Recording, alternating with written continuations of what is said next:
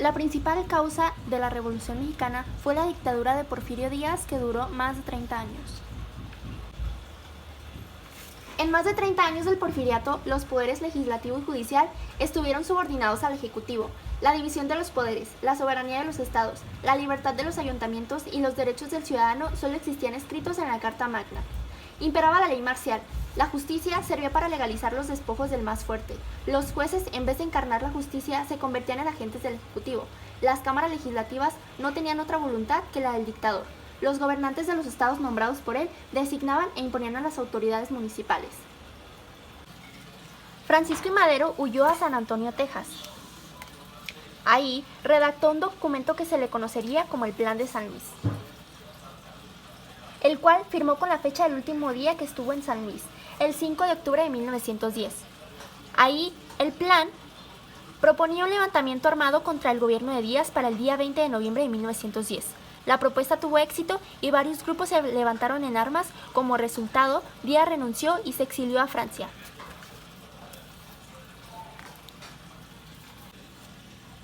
Después del porfiriato, los grupos que se levantaron en armas solo tenían en común su oposición a Porfirio Díaz. No existía una alianza formal entre ellos. Cuando Madero llegó a la presidencia, las diferencias se volvieron latentes. Francisco I. Madero huyó a San Antonio, Texas, donde redactó un documento que se le conocería como el Plan de San Luis, el cual firmó con la fecha del último día que estuvo en San Luis, el 5 de octubre de 1910. El plan proponía un levantamiento armado contra el gobierno de Díaz para el día 20 de noviembre de 1910. La propuesta tuvo éxito y varios grupos se levantaron en armas. Como resultado, Díaz renunció y se exilió a Francia. Años después, sería enterrado en un cementerio dentro de París. Francisco I. Madero fue pieza clave para quitar del poder a Porfirio Díaz. Después del porfiriato, los grupos que se levantaron en armas solo tenían en común su oposición a Porfirio Díaz. No existía una alianza formal entre ellos. Cuando Madero llegó a la presidencia, las diferencias se volvieron latentes.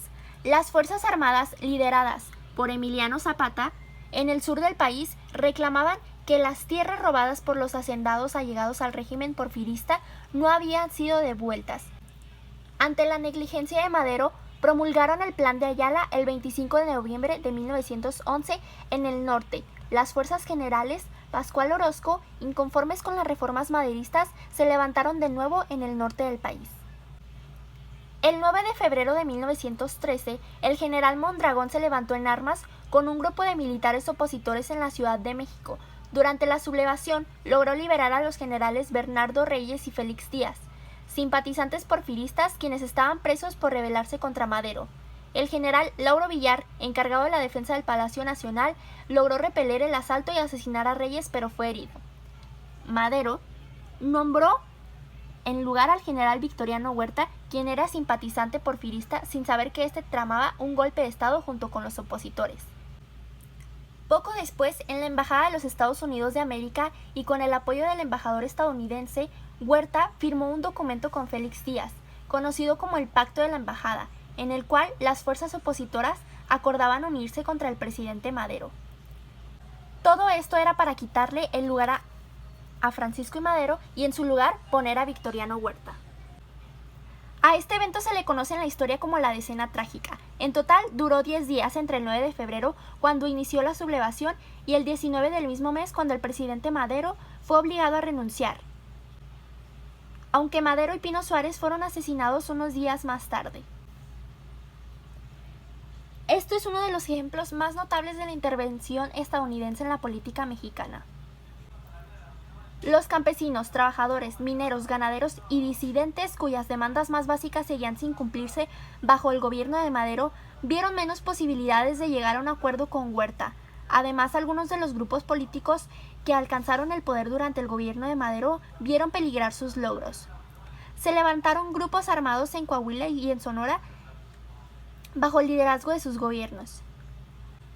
En Chihuahua también se levantaron en armas, aunque con un bandolero como líder, el célebre Pancho Villa, quien de cualquier forma sería nombrado gobernador provisional en 1913, aunque por un corto periodo de tiempo la rebelión en el norte dio a luz una nueva alianza, el ejército constitucionalista y su líder era el gobernador Venustiano Carranza.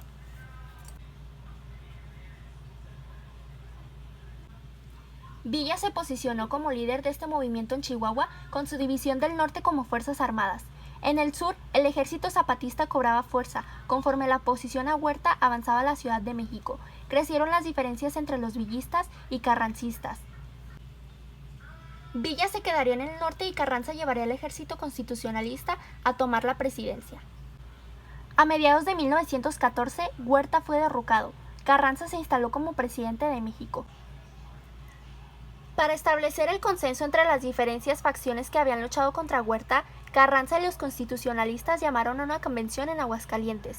Sin embargo, no se concretó una alianza general que permitiera la gobernabilidad del país. Las diferencias entre zapatistas y villistas por un lado y los más allegados a Carranza por el otro se hicieron notar. Según los historiadores, las bases populares de obreros, ferrocarrileros, mineros y ganaderos de Villa encontraron mejor afinidad con los zapatistas, cuya base era mayormente campesina, aunque esta afinidad no era absoluta. Pronto estos villistas y zapatistas se rebelarían contra el nuevo gobierno de Carranza, formando la facción convencionista, pues seguían sin ser una fuerza política con voluntad y capacidad de cumplir sus demandas. El gobierno de Carranza se trasladó temporalmente a Veracruz y los convencionistas tomaron la Ciudad de México. Fue en 1914 cuando se tomó la famosa fotografía en la que Pancho Villa aparece sentado en la silla presidencial junto con Emiliano Zapata, quien según dicen se negó a sentarse en la silla por temor a convertirse en una persona mala. De cualquier forma, no pudieron sostener la ocupación por mucho tiempo. Menos de un año después, la ciudad sería retomada por las fuerzas de Carranza. Poco después, los Estados Unidos y varias potencias europeas, ya entrando a la Gran Guerra, reconocieron el gobierno de Carranza como legítimo. Las fuerzas de Villa, replegadas en el norte, atacaron en venganza al poblado de Columbus, Nuevo México, en 1916. La hazaña y la falta de gobernabilidad en este periodo llevó al vecino del norte a incursionar en territorio mexicano para buscar a Villa. A este suceso se le conoce como la Expedición Punitiva, que duró alrededor de un año. Con el villismo y el zapatismo controlados, Carranza llamó a un Congreso Constituyente que derivó a la Constitución de 1917, promulgada el 5 de febrero de ese año. En el Congreso participaron delegados cercanos a la facción conservadora de Carranza. Eran mayoría los que creían en la reforma agraria, aunque los zapatistas habían sido vetados del proceso. Gracias a este contrapaso zapatista se incluyó el artículo 27, que prometía el reparto agrario y garantizaba la propiedad de la tierra a la nación, aunque no eliminaba la noción de propiedad privada de esta.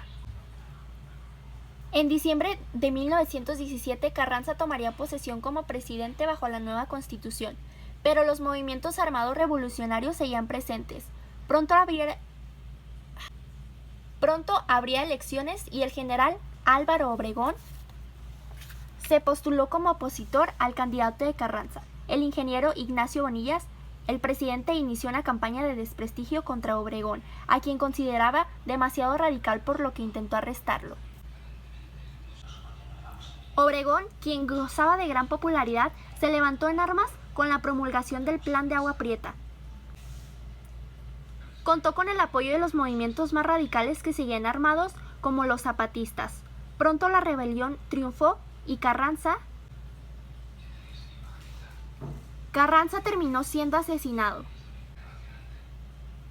Pronto la rebelión triunfó. Se instaló Adolfo de la Huerta como presidente provisional y se dieron nuevas elecciones.